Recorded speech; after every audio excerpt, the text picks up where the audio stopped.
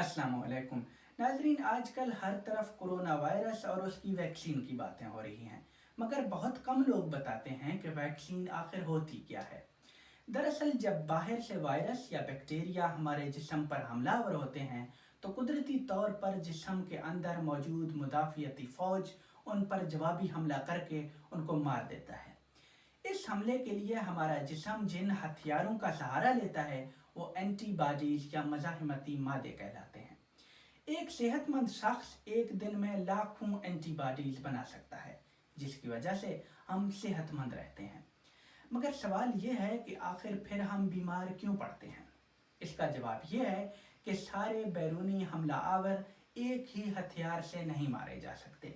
ऐसे हमला आवर जिनका सामना हमारे मुदाफ़ियती फ़ौज को पहली बार होता है, उनके लिए नए हथियार बनाने पड़ते हैं, और इन नए हथियारों की तैयारी में हमें कई दिन तक लग सकते हैं। अमूमी तौर पर ये कई दिन ज़्यादा ख़तरनाक नहीं होते, क्योंकि ज़्यादातर बैक्टीरिया या वायरस इतने अरसे में हमारे जिस्म को ज़्यादा नुकसान नहीं पहुंचाते। मगर हालात उस वक्त बहुत गंभीर होते हैं कि जब कोई इंतहाई जंगजू वायरस या बैक्टीरिया जैसे खसरा और चीचक वगैरह हमलावर होते हैं। ऐसे जरासीम इतनी तेज़ी से फैलते हैं कि इससे पहले हमारा जिस्म उनके खिलाफ हथियार बनाए ये हमारे जिस्म को बेजान कर देते हैं। कोरोना वायरस भी इस तरह के हमला आवरों में से एक है। ऐसे हमला आवरों से बचने के लिए वैक्सीन बनाने लाजमी है। तो अब सवाल ये है कि वैक्सीन क्या हैं। वैक्सीन दरअसल मुर्दा या बहुत कमज़ोर जरासीम होते हैं। ये जरासीम इंसानी जिस्म को नुकसान तो नहीं पहुंचा सकते, मगर हमारा मुदाफ़ियती निज़ाम उनके खिलाफ हथियार यानी एंटीबॉडीज़ तैयार करना सीख जाता है। इस अमल से हमारा मुदाफ़ियती निज़ाम इस दुश्मन से मुतारिफ हो जाता है, और बाद में जब कभी ऐसे जरासीम हमारे जिस्म में दाखिल होंगे तो मुदाफ़ियती निज़ाम उनको पहचान कर उनके खिलाफ सबसे ज़्यादा नुकसानदेह हथियार इस्तेमाल करके उनको तबाह करता है। यही वजह है कि वैक्सीन ख़तरनाक बीमारियों जैसा कि खसरा, टेटनस, पोलियो और हेपेटाइटिस वगैरह से हमें महफूज रखते हैं।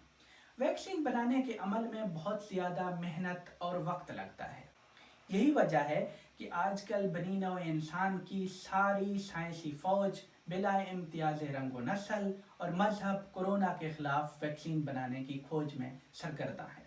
अब तक दुनिया में 62 तहकीकी गिरोह ऐसे हैं जो शबाना रोज़ इस कोशिश में हैं कि किसी तरह कोरोना के लिए दवाई बना ली जाए।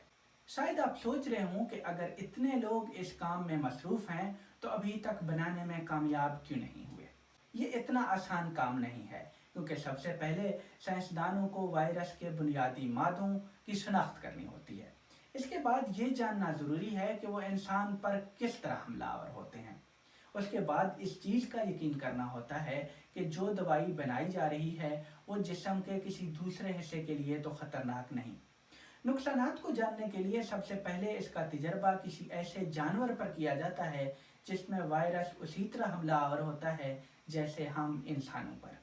जानवर के तजर्बे के बाद अमूमन 3 मरहलों पर मुश्तमिल इंसानों पर तजर्बे किए जाते हैं। पहले मरहले में दवाई को 4 से 6 अफराद पर तजर्बाती तौर पर इस्तेमाल किया जाता है। इस मरहले में अमूमन 3 माह तक लग सकते हैं। दूसरे मरहले में सैकड़ों अफराद पर मुश्तमिल एक तजर्बा किया जाता है, और इस मरहले में सैकड़ों अफराद पर यह दवाई इस्तेमाल की जाती है। ये तजर्बा इसलिए अहम है कि इसी से मिकदार का तयन किया जाता है। इस मरहले में कम अज़ कम 8 माह लग सकते हैं। तीसरा और आखिरी मरहला हज़ारों अफराद पर तजर्बाती तौर पर दवाई का इस्तेमाल है। इसमें भी 8 से 9 महीने लग सकते हैं। इन तीनों मराहिल में से अगर किसी एक में भी कोई खामी या नक्स रह जाए तो सारे किए किराए पर पानी फिर जाता है। इन सब बातों से आप अंदाज़ा लगा सकते हैं कि आलमी इदारा सेहत यानी WHO ने वैक्सीन बनाने के लिए 18 माह लगने की बात क्यों की है।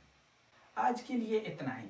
अगर आप किसी और मौजू के बारे में जानना चाहते हैं तो प्लीज़ कमेंट करके आगाह कीजिए। बहुत शुक्रिया।